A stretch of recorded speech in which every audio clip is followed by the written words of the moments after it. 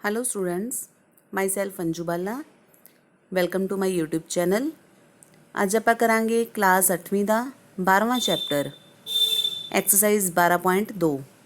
इस तो पहला वाली वीडियो च आप एक्सरसाइज 12.1 कर चुके हैं। उस आप पढ़िया सी घात हुंदी की है, घात अंकां बारे अते घात आपां किवें करनी है। अज आप करन लगे आ घातां नूं ही यूज़ करके उन्हां नूं किसी बहुत वड्डी संख्या नूं म्यारी रूप दे विच लिखना। कई बार संख्यावां अपने कोल बहुत छोटियां ते बहुत वड्डियां हुंदियां तां उन्हां नूं आपां घात अंकां दा प्रयोग करके म्यारी रूप दे विच लिख सकदे हां। फॉर एग्जाम्पल देखो, इत्थे आपां नूं पृथ्वी दी सूरज तो दूरी दित्ती हुई है, तो तुसीं देखो ये किन्ने डिजिट्स है, बहुत वड्डी संख्या दित्ती हुई है अपने कोल। तो इस बहुत वड्डी संख्या नूं आपां ये तो एक तरह का सधारण रूप आपां नूं दिता होया है, तो इहनूं आपां म्यारी रूप दे विच लिख सकदे हां। तो म्यारी रूप दे विच लिखण दा तरीका की है बेटा, हमेशा उस चीज़ गल नूं याद रखना है, एक अखर तो बाद पॉइंट होना ज़रूरी है। उस तो बाद तुहाडे कोल जिन्ने भी डिजिट्स है, जिन्नियां भी जीरोज़ है, जिन्ने भी डिजिट्स है, उन्हां सारे नूं आपां 10 दी घात दे विच रिप्रजेंट करदे हां। 10 दे उपर घात। तो हुण इस दे विच देखो टोटल अपने कोल ये डिजिट किन्ने है, पहलां तां इन्हां दी काउंटिंग करो। टोटल अपने कोल हैगे ये 3 6 3 9 ते 3 12 डिजिट। ਜਿਹੜੇ ਇਹ 12 ਡਿਜਿਟਸ ਆਪਾਂ ਨੂੰ ਦਿੱਤੇ ਹੋਏ ਹੈ, ਇਸ ਦੇ ਵਿੱਚ ਆਪਾਂ ਨੂੰ ਪੁਆਇੰਟ ਕਿੱਥੇ ਚਾਹੀਦਾ ਹੈ, 1 ਤੋਂ ਬਾਅਦ। ਜਦੋਂ ਆਪਾਂ 1 ਤੋਂ ਬਾਅਦ ਦਸ਼ਮਲਵ ਲਗਾਤਾ ਪੂਰੇ ਡਿਜਿਟਸ ਦੇ ਵਿੱਚ, ਤਾਂ ਬਾਕੀ ਆਪਣੇ ਕੋਲ ਕਿੰਨੇ ਰਹਿ ਗਏ ਡਿਜਿਟਸ? ਇਹ 11। ਤਾਂ ਇੱਥੇ ਤੁਹਾਡੇ ਕੋਲ ਕੀ ਬਣ ਗਿਆ? ਇਹ 10 ਦੀ ਘਾਤ 11।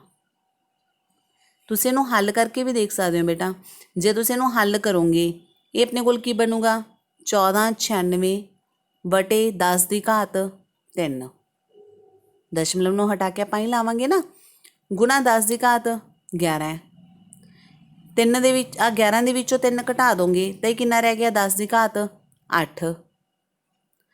तो जे 10 की घात 8 है, 1496 के पिछे कितनियां जीरो हो गई बेटा? 8। आ देखो, ठीक है। अच्छा, एक चीज़ होर ध्यान रखियो, जदों तुहाडे कोल संख्या बहुत वड्डी हुंदी है, ये बहुत वड्डी संख्या है, तो तुहाडी हमेशा 10 की जिहड़ी घात है वो धनात्मक बनूगी, प्लस च बनूगी। हुण इसे तरह देखो दूसरी एग्जाम्पल है। दूसरी एग्जाम्पल दे विच आपां नूं की दित्ता होया है, एक कागज़ की मोटाई आ दित्ती हुई है आपां नूं। तो जिहड़ी इत्थे आपां नूं कागज़ की मोटाई दित्ती हुई है 0.00 कितनियां मर्जी हो सकदी हैं, तो ये कि अपने कोल एक बहुत छोटी संख्या है। जे ये बहुत छोटी संख्या है तो ये देखियो तुसीं 10 की घात की है, माइनस च बनती है। हुण इहनूं बनाउण दा तरीका की है? अपने कोल देखो, पॉइंट तो बाद अपने कोल टोटल कितने डिजिट है बेटा? 6 डिजिट। पॉइंट आपां नूं हमेशा एक अखर छड्ड के ही चाहिए है। पिछे अपने कोल 16 पिया नॉन जीरो डिजिट, तो इत्थे अपने कोल की बनना चाहिए? 1.6 गुणा बाकी आपां की करना है? 10 की घात बनानी है। तो हुण उहनूं घात बनाउण दा तरीका की है? 1 तो बाद आप पॉइंट लगा रहे हैं, 1 तो पहला अपने कोल किन्ने डिजिट्स है इत्थे, मतलब पॉइंट तो पहला किन्ने डिजिट्स है इत्थे? 4 तो 1 5 डिजिट हो गए ना, मतलब 4 जीरोज़ हो गया तो 1 1 हो गया। पॉइंट तो पहला वाला जीरो नहीं आप काउंट करते बेटा। तो अपने कोल 1 तो पॉइंट चाहिए आपां नूं, तो पॉइंट लगाने तो पहला सारे डिजिट्स काउंट कर लेने हैं। टोटल अपने कोल किन्ने डिजिट हो गए? 5। तो जिहड़े ये 5 डिजिट है, तो एक ही है, हुण अपने कोल बहुत छोटी संख्या सी, 10 की घात कितनी बन गई? -5। इनू भी तुसीं बेटा हल करके देख सकते हो। जब आप इनू हल करांगे तो इनू हल करने लिए आपां की लिखांगे? 16/10 गुणा 10 की घात -5। घात नूं जे आपां नीचे लैके आईए, 16/10 की घात 6 बन गया। 5 नीचे आ गई ना घात, 10 की घात 6 मतलब हुण की हो गया? अपने कोल पॉइंट तो बाद 6 अखर होने चाहिए है। तो आप इनू किवें लिखांगे? 0.000016। आ रकम बन गई ना दोबारा, ठीक है। तो इन्हां दे विच तुसीं मेन चीज़ नूं की ध्यान दे विच रखना है, जे तुहाडे कोल बहुत वड्डी संख्या है तो हमेशा जिहड़ी 10 की घात है वो धनात्मक बनूगी। जे तुहाडे कोल बहुत छोटी संख्या है तो 10 की घात हमेशा ऋणात्मक बनूगी, ठीक है।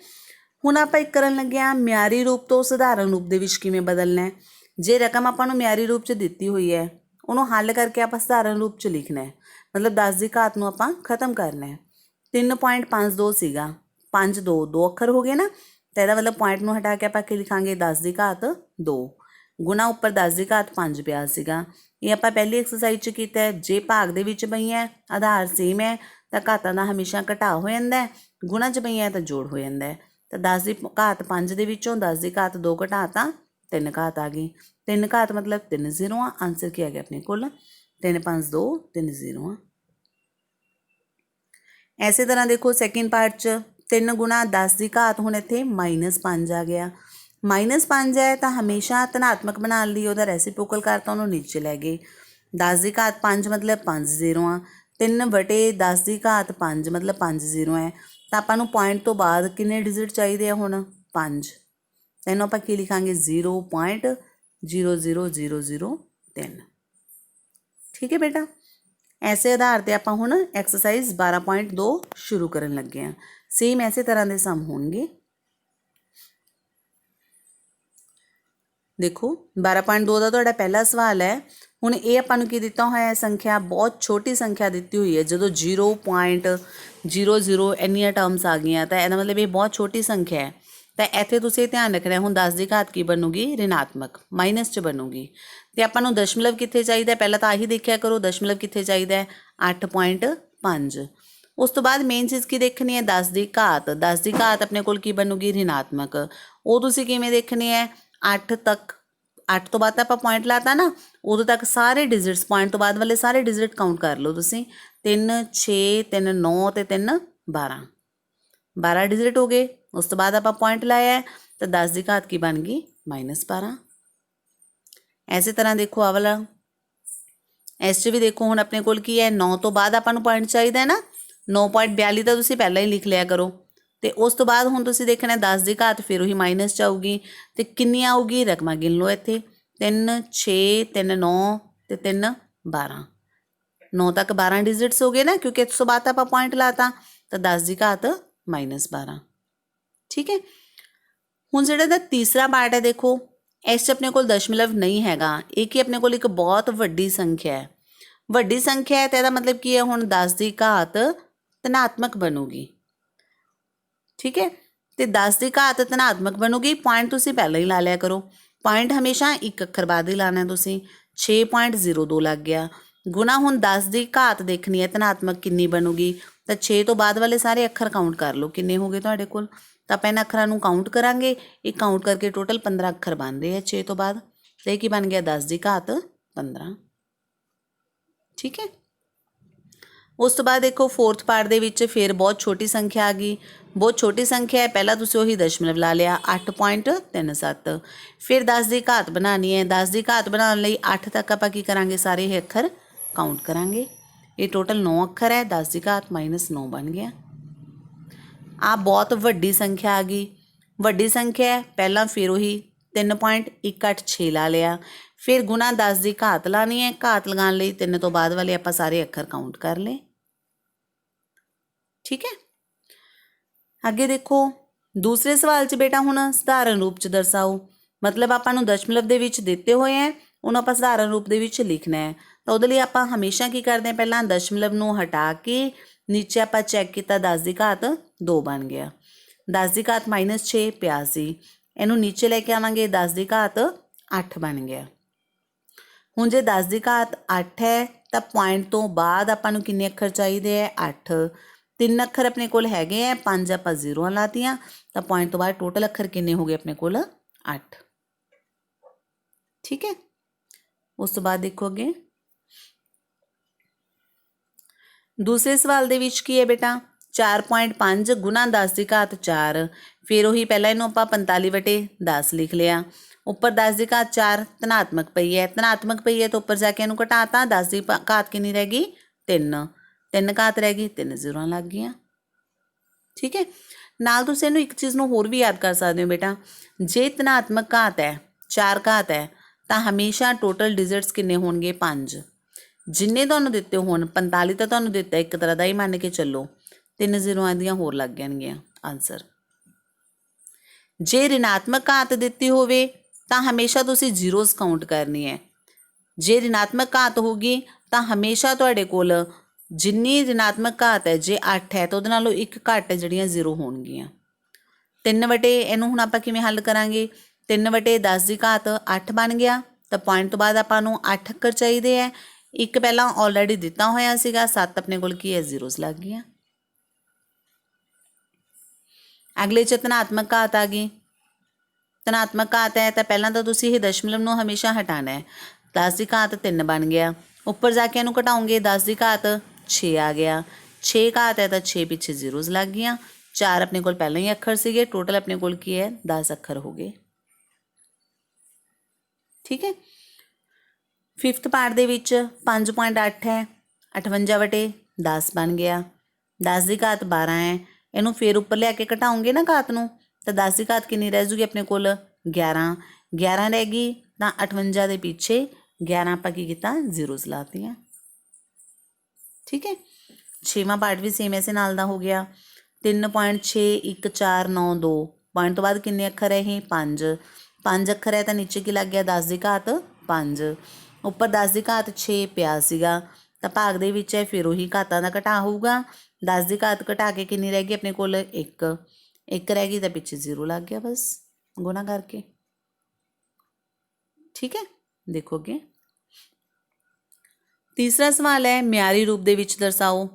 ਪਹਿਲੇ ਨਾਲ ਦਾ ਹੀ ਹੋ ਗਿਆ ਰਕਮਾਂ ਆਪਾਂ ਨੂੰ ਦਿੱਤੀਆਂ ਹੋਈਆਂ ਉਹਨੂੰ ਆਪਾਂ ਮਿਆਰੀ ਰੂਪ ਦੇ ਵਿੱਚ ਲਿਖਣਾ ਹੈ 1 ਵਟੇ ਆਪਣੇ ਕੋਲ ਇਹ 1 ਦੇ ਪਿੱਛੇ 6 ਜ਼ੀਰੋਜ਼ ਹੈ ਤਾਂ ਬਹੁਤ ਛੋਟੀ ਰਕਮ ਹੋਗੀ ਨਾ 1 ਦਾ nਵਾਂ ਹਿੱਸਾ ਬਹੁਤ ਘੱਟ ਤਾਂ ਬਹੁਤ ਘੱਟ ਹੈ ਤਾਂ ਇਹਦਾ ਮਤਲਬ ਇਹ 10 ਦੀ ਘਾਤ ਮਾਈਨਸ 'ਚ ਬਣੂਗਾ। ਹੁਣ 1 ਵਟੇ 10 ਦੀ ਘਾਤ 6 ਹੈ ਇਹਨੂੰ ਉੱਪਰ ਲੈ ਕੇ ਜਾਵਾਂਗੇ ਸਿੱਧਾ ਕੀ ਆ ਗਿਆ 1 ਗੁਣਾ 10 ਦੀ ਘਾਤ -6 ਇਹਨੂੰ ਤੁਸੀਂ ਐਵੇਂ ਵੀ ਚੈੱਕ ਕਰ ਸਕਦੇ ਸੀ ਪਿਛਲੇ ਸਾਲਾਂ 'ਚ ਆਪਾਂ ਨੂੰ ਦਸ਼ਮਲਵ ਦਿੱਤਾ ਹੁੰਦਾ ਸੀ ਤਾਂ ਵੀ ਇੱਕੋ ਹੀ ਗੱਲ ਹੈ 1 ਵਟੇ 10 ਦੀ ਘਾਤ 6 ਨੂੰ ਆਪਾਂ ਪੁਆਇੰਟਾਂ 'ਚ ਸਧਾਰਨ ਰੂਪ 'ਚ ਇਸ ਤਰ੍ਹਾਂ ਵੀ ਲਿਖ ਸਕਦੇ ਸੀ ਪਰ ਇੱਥੇ ਮਿਆਰੀ ਰੂਪ ਲਿਖਣਾ ਸੀਗਾ ਤਾਂ ਇਹ ਕੀ ਬਣ ਗਿਆ 10 ਦੀ ਘਾਤ -6।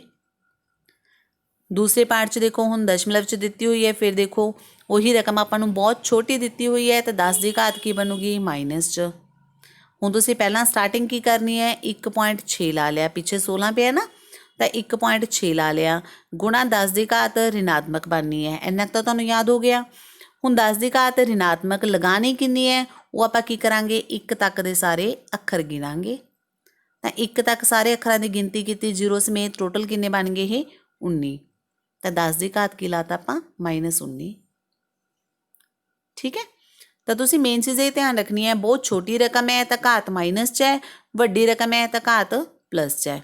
ਹੁਣ ਫਿਰ ਦੇਖੋ ਇੱਥੇ ਜੀਵਾਣੂ ਦਾ ਮਾਪ ਦਿੱਤਾ ਹੋਇਆ ਹੈ 0.00 ਕਿੰਨਾ ਹੋ ਗਿਆ ਤਾਂ ਇਹ ਕੀ ਹੈ ਬਹੁਤ ਛੋਟੀ ਰਕਮ ਹੈ ਤਾਂ 10 ਦੀ ਘਾਤ ਕੀ ਹੈ ਮਾਈਨਸ 'ਚ ਬਣੂਗੀ। ਅੱਖਰ ਆਪਣੇ ਕੋਲ ਇਕੱਲਾ 5 ਹੈ ਹੁਣ ਤਾਂ 5 ਤੋਂ ਬਾਅਦ ਕੋਈ ਅੱਖਰ ਨਹੀਂ ਜਿਵੇਂ ਆਪਾਂ ਇੱਕ ਅੱਖਰ ਛੱਡ ਕੇ ਪੁਆਇੰਟ ਲਗਾਉਂਦੇ ਹਾਂ ਅਤੇ 5 ਇਕੱਲਾ ਹੈ ਤਾਂ ਇਕੱਲਾ ਹੀ 5 ਰਹਿ ਗਿਆ ਗੁਣਾ 5 ਤੱਕ ਦੇ ਆਪਾਂ ਸਾਰੇ ਅੱਖਰ ਕਾਊਂਟ ਕਰਾਂਗੇ ਕਿੰਨੇ ਹੈ 7 10 ਦੀ ਘਾਤ ਕੀ ਹੋ ਗਈ -7। ਠੀਕ ਹੈ ਪੌਦਿਆਂ ਦੀਆਂ ਕੋਸ਼ਿਕਾਵਾਂ ਦਾ ਮਾਪ ਹੁਣ ਆ ਦਿੱਤਾ ਹੋਇਆ ਹੈ ਇਹਨੂੰ ਫਿਰ ਆਪਾਂ ਮਿਆਰੀ ਰੂਪ 'ਚ ਲਿਖਣਾ ਹੈ।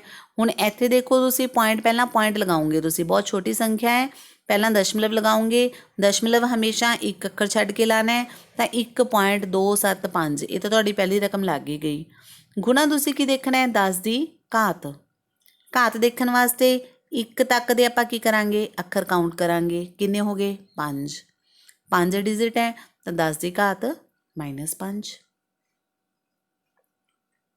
ਠੀਕ ਹੈ ਅਗਲਾ ਵੀ ਬਹੁਤ ਛੋਟੀ ਰਕਮ ਵਾਲੇ ਹੀ ਹੋ ਗਏ ਇਹ ਜਿੱਥੇ ਵੀ 0.00 ਕੁਛ ਵੀ ਦਿੱਤਾ ਹੈ ਤਾਂ ਉਹਦੀ ਘਾਤ ਹਮੇਸ਼ਾ ਹੀ ਮਾਈਨਸ 'ਚ ਬਣਨੀ ਹੈ ਤਾਂ ਪਹਿਲਾਂ ਇਹ ਚੀਜ਼ ਨੂੰ ਦੇਖਣਾ ਹੈ ਤੁਸੀਂ।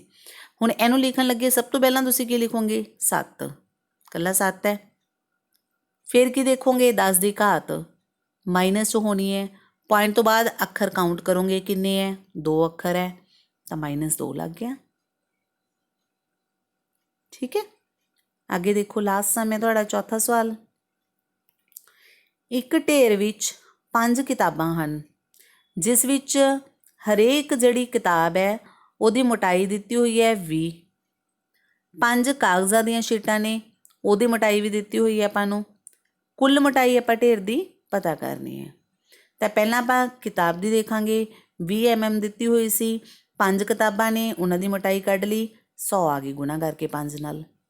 ਫਿਰ ਕਾਗਜ਼ ਦੀ ਸ਼ੀਟ ਦੀ ਦੇਖ ਲਈ 0.016 ਦਿੱਤੀ ਹੋਈ ਸੀਗੀ ਇਹਦੀਆਂ ਵੀ 5 ਦਿੱਤੀਆਂ ਹੋਈਆਂ, ਇਹਨੂੰ ਵੀ 5 ਨਾਲ ਗੁਣਾ ਕਰਤਾ। ਟੋਟਲ ਜਿਹੜਾ ਪੂਰਾ ਢੇਰ ਲੱਗਿਆ ਹੋਇਆ ਸੀਗਾ ਉਹਦੀ ਮੋਟਾਈ ਦੋਨਾਂ ਦਾ ਜੋੜ ਕਰਾਂਗੇ। ਜੋੜ ਕਰਕੇ ਆਪਣੇ ਕੋਲ ਕੀ ਆ ਗਿਆ, ਇਹ 100 ਆਹ ਵਾਲਾ ਹੋ ਗਿਆ ਪਲੱਸ 0.080 ਇਹ ਵਾਲੀ ਰਕਮ ਹੋ ਗਈ। ਤਾਂ ਹੁਣ ਇਸ ਦੇ ਵਿੱਚ ਆਪਣੇ ਕੋਲ ਕੀ ਬਣ ਗਿਆ, 100.080। ਹੁਣ ਫਿਰ ਇਹਨੂੰ ਆਪਾਂ ਹੁਣ ਇਹ ਵੱਡੀ ਰਕਮ ਹੋ ਗਈ ਨਾ ਇੱਕ ਤਰ੍ਹਾਂ ਦਾ, ਕਿਉਂਕਿ ਪਹਿਲਾ ਅੱਖਰ ਆਪਾਂ ਨੂੰ 100 ਦਿੱਤਾ ਹੋਇਆ, ਉਸ ਤੋਂ ਬਾਅਦ ਦਸ਼ਮਲਵ ਆਇਆ ਹੈ। ਤਾਂ ਇਸ ਦੇ ਵਿੱਚ ਕੀ ਹੈ, 10 ਦੀ ਘਾਤ ਕੀ ਬਣੂਗੀ, ਧਨਾਤਮਕ। ਦਸ਼ਮਲਵ ਉਹੀ ਇੱਕ ਅੱਖਰ ਛੱਡ ਕੇ ਲੱਗਣਾ ਹੈ, ਤਾਂ ਇੱਕ ਅੱਖਰ ਛੱਡ ਕੇ ਦਸ਼ਮਲਵ ਆਪਣੇ ਕੋਲ ਕਿੱਥੇ ਲੱਗੂਗਾ, 1.008। ਤਾਂ ਜਦੋਂ ਆਪਾਂ 1.008 ਲਾਇਆ ਤਾਂ ਇੱਥੇ ਕੀ ਬਣ ਗਿਆ ਆਪਣੇ ਕੋਲ, 10 ਦੀ ਘਾਤ 2। ਠੀਕ ਹੈ, ਐਸੇ ਨਾਲ ਆਪਣੀ ਐਕਸਰਸਾਈਜ਼ 12.2 ਖਤਮ ਹੁੰਦੀ ਹੈ ਬੇਟਾ।